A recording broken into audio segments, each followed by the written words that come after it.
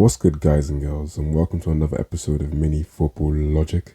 Now, today's episode is a ZFL first. Dukey, also known as Julius, will be taking the lead for this one for his beloved Manchester United. And this is something that will be applied throughout the relevant episodes for a more detailed, fan-focused point of view. So expect them to be a bit longer than your traditional Mini Football Logic length. Be sure to like and subscribe if you enjoyed the new style, though. Without further ado, take it away, Julius. Manchester United 1, Wolves 0, and Jesus Christ, that was not an easy watch. Where to begin? First of all, the first half, I was not a fan of that first half, I can't lie. I was very disappointed. I mean, I thought we were going to come into this game with a good momentum, new season, Old Trafford buzzing, we got the signings in, well, most of them at least. But then again, if you watch the pre-season, and some of the problems that I saw in pre-season, I saw it in today's game, to my detriment. But it is evident, and maybe it's my fault, maybe I didn't take the issue too seriously because I thought it was pre-season, but to this day, we still cannot create chances. When we enter the final third, it's like everyone just forgets how to kick ball. And I had issues when Garnacho was starting and Rashford was playing up top, because I had the feeling something this was going to happen, because you can kind of tell Rashford does not like playing as a striker. I don't think he has the concentration for it, to be honest. And Garnacho, he shouldn't have started, if I'm being all honest with you. He was doing the things that you wouldn't expect from Garnacho, because when you think of Garnacho, he runs at the defense. He knows when to pass. He knows when to cross. None of that existed in the first half. So he was getting on my nerves. There was no ideas in the final third. It's almost like we still look a bit rusty. We came into the game with preseason vibes, I can't lie. That's the consensus that I'm getting, because Wolves, for the most part, they look decent. They're very solid. The fact that they won the midfield battle. I mean, I forgot the striker's name, man. That's gonna annoy me. But the way how he kept on running at us, I think at least 3 attempts, he was running at us, and he could have gotten the goal, honestly. Neto should have as well, that miss, good grief, man. If it was Arsenal, Liverpool, City, shit, even Spurs, they probably scored that. So that's something that we definitely need to look at. But in terms of the new signings, Mount, I like Mount. If you don't know who Mason Mount is, which is weird, especially if you're watching, if you're in England and that. But what I like about Mount is that I can imagine when we play against, better opposition, he's gonna be that team player that just links everything from the midfield, from the attack. But I like him. I appreciated him. If you're expecting him to do step overs, beat 2-man, and score from distance like Bruno, then the sport ain't for you. But from what I saw from Mount, I appreciate Mount. He kept it simple, while those around him couldn't, to be honest. As for Onana, I like Onana, but that last bit, fucking hell, that last bit where he basically clattered the striker, I forgot his name, innit? That was a pen, by the way. I'm not gonna front. I'm not gonna lie. That was a pen. My heart was in my mouth. You should have seen me. You'd think someone told me that I was dying. I looked so scared because I thought they were actually going to give it. But I won't lie, that was a pen. Fair enough, both eyes were on the ball, but he just ran out and clattered the guy, man. I can't lie, man. If any other situation, it's a foul. But yeah, man. But going back to the midfield quickly, to get my bearings together. Because bloody hell, I had issues trying to even record this. So I'm not a fan of Bruno deep in midfield, I can't lie. Now, does he have the quality to play there? Yes, but the issue is that if you're going to have Bruno jump deeper, I'm going to need to see more from Mount in that regard. I mean, I like it when Bruno is, at his position, the cam. I don't like him drifting too deep, man. I saw a lot of those passes, but it's probably why I kind of love Bruno, man, because he'll go for that. He'll go for those passes, and when he misses, and he missed quite a bit, it got on my nerves. But when it comes together, which he did it in the first goal, nice little dink, Wan-Bissaka into the box, nice little lob, and then Varane headed it in. Beauty, mwah, beauty. So I was happy in that regard. Where do we go from here? I can't lie, it's back to the drawing board for some of these players. Wolves shouldn't be that disappointed, to be honest with you. I thought they played a decent game. I think for them the same as us. Like you need to take your chances, honestly, because I think they might have had more chances than us. And again, different opposition, they probably bury us. But if you're Wolves, you lot are good. But yeah, for me, we need to see a better performance against Spurs. I know Spurs are Spurs. They lost Kane, but from what I saw, Spurs didn't look too bad. So, and we're at their ground, that expensive toilet bowl. Don't worry, Zeno and I are going to be reviewing that together. You know what I'm saying? I said to Zeno, we're going to watch that together. You know what I'm saying? ZFR Live, you know we get down. But overall, to give the team performance, to give the overall team a rating, I'll give that a 6. Can't lie. Once again, it all started from that back four again. It kind of reminded me of last season. We weren't all that going forward. We didn't create much chances, but it was the defense that saved us. And ironically, it did, because it was Varane who scored anyway. So, but in terms of ratings, let me give you my ratings. And no, I'll give him. To be fair, I'll give him 6. Not much for him to do. It did make me laugh when he clattered that guy. Could have got a pen. Imagine if the pen was given in that completely different conversation. But I like Onana. What you see, and listen. Let me get this first. I love the hair. That was my guy. When we were irrelevant, he made us relevant. All right, don't forget that. So I wish we kept him for another season. I wish he kept him as well as Onana, and them two can battle it out. But with Onana, what you can see is that, ironically, it didn't happen this game. But when you get him, the way how we pass out the back is much better. We did look a bit sloppy within the game, but what I like about him is, which is odd, Onana didn't really get high up the pitch to start in terms of passing out from the back. He was very much rooted in goal, which was weird, isn't it? Maybe it was a tactical thing. But yeah, Onana 6. Wan-Bissaka, I'll give him a 6 as well. Same old Wan-Bissaka. Good on 1v1s. Recovery tackles, nice. Going forward, headache.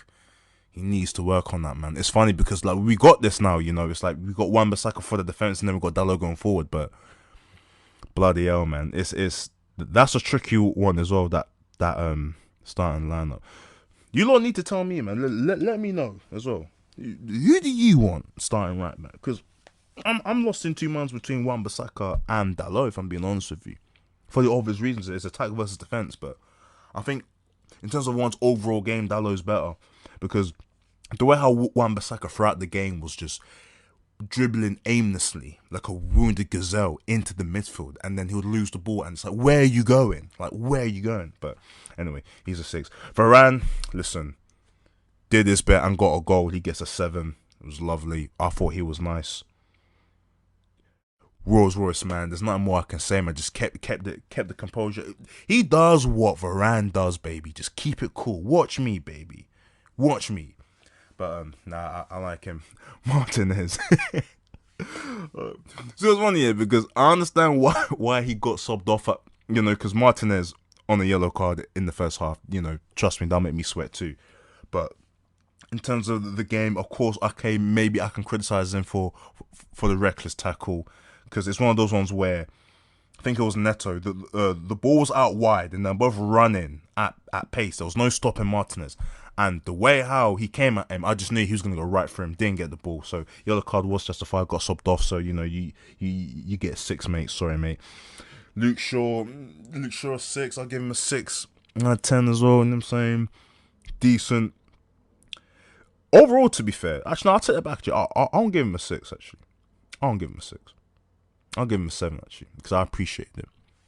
I thought that, because that back four, especially coming towards the end, they got tested, and Luke Shaw held his own. Lindelof as well. I've got Lindelof as well. I'm tripping. Lindelof gets a 6 as well, to be fair. I know I just said the back four collectively. Collectively, they get a 7, but individually, take heed of what I'm saying.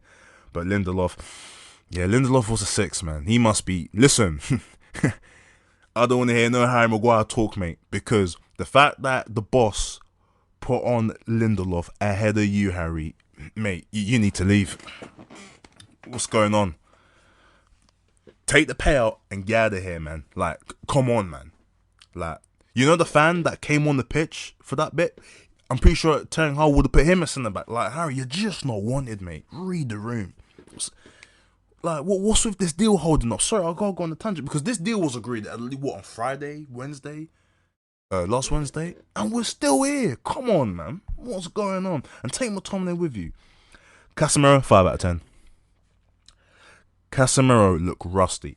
He looked rusty. I can't lie, he looked rusty and slow, and that concerned me because I saw it from the get go. You know, letting players run behind you and that kind of jogging. What's going on, man?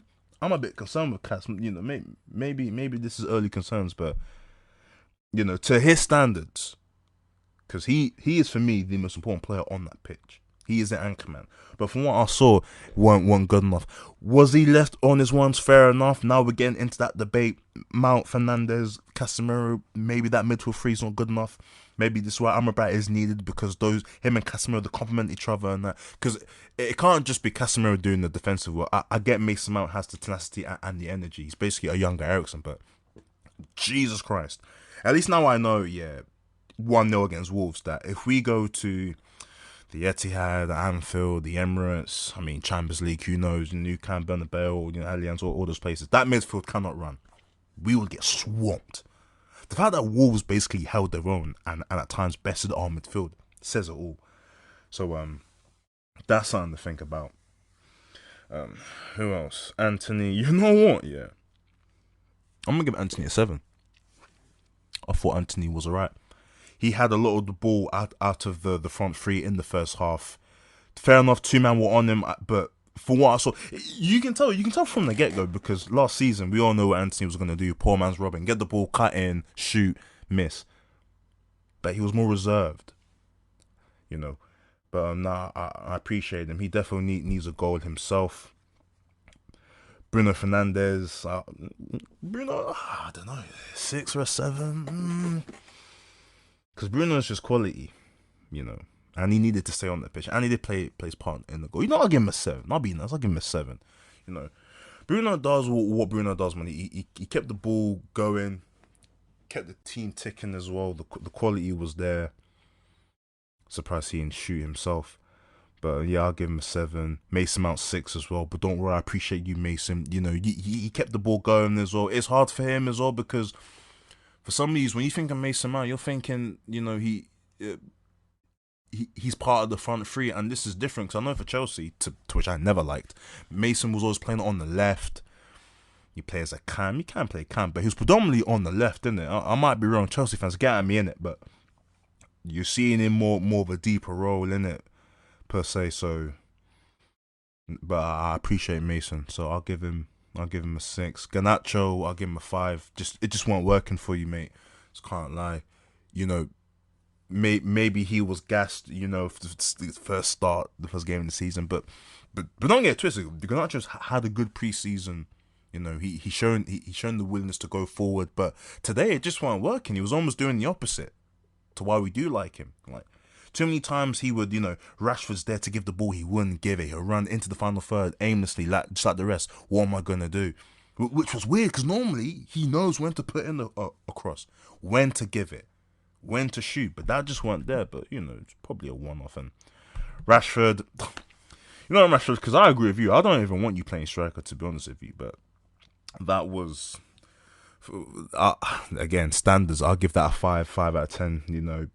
Just average, typical Rashford striker performance, to be fair. When we're not given the chances, he'll drift out wide and crowd the left. You know, there was one moment where we won the ball and we were on the press. And again, because he's not a striker, rather than keeping central and take heat, because I think Hoyland would do this well as well. Rather than running into the centre to pick up that space, he drifted to the left, meaning that Garnacho had to drift far wide. So essentially, it became a 2-on-2 with Garnacho far wide, and then we lost the ball anyway. But a striker would say to stay central.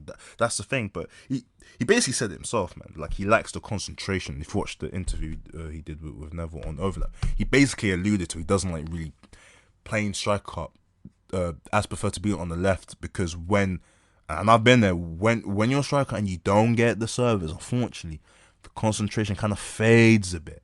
But I got that with Rashford. But with Ten Hag as well, I'll give him a rating as well. Obviously, to be fair, I'll give him a 7. Innit? He won the game. It wasn't easy. Took off Martinez in the first half. Yellow card, I get it. Brung on. The subs did work, to be fair. The subs did work. Sancho showed a willingness to go forward. You know, he took on a couple men, which I appreciated. That was nice as well. Who else did he come on? Ericsson as well fought for Mason. So, see, I like that in midfield. You know, we can take off Mason for Ericsson. There isn't really a dip in quality in the midfield. You know, but Ericsson I appreciated. But overall, that was the game. I am Julius, the greatest in the game. I'll catch you all next time. Hope you guys enjoyed the new flavor, and we will see you all in the next episode. Mini Laje.